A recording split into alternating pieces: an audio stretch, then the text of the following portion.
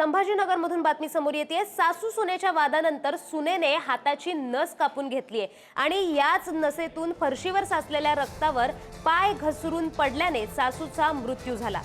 संभाजीनगर जिल्ह्यातील सातारा परिसर भागात ही घटना घडली आहे। शिल्पनगर येथे ही काळजाचा थरकाप उडवणारी घटना घडली आहे। आत्महत्येचा प्रयत्न करणाऱ्या सुनेची प्रकृती देखील आता चिंताजनक आहे। सुनेवर देखील जवळच्या रुग्णालयात उपचार सुरू आहेत। तर याच संदर्भात अधिकची माहिती देत आहेत आमचे प्रतिनिधी सचिन जिरे। तर सचिन, काय सांगाल की सासू सुनेचा असा एक अंत झालाय की भांडण झालं आणि ते इथवर पोहोचलंय, काय अधिकची माहिती?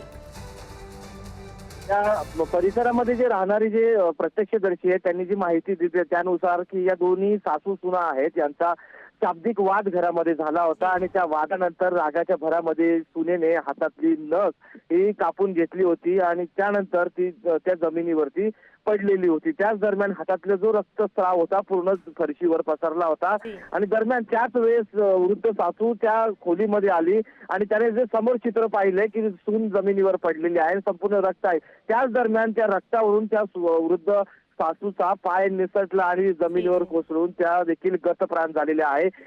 एकीकडे सून जी आहे तर अत्यंत गंभीर परिस्थितीमध्ये आयसीयू मध्ये दाखल आहे, तर दुसरीकडे वृद्ध सासूचा मृत्यू झालेला आहे। या प्रकरणी अकस्मात मृत्यूची नोंद घेण्यात आली, मात्र या खळबळजनक घटनेमुळे हळहळ व्यक्त करण्यात येते। जी जी, धन्यवाद सचिन दिलेल्या माहितीबद्दल।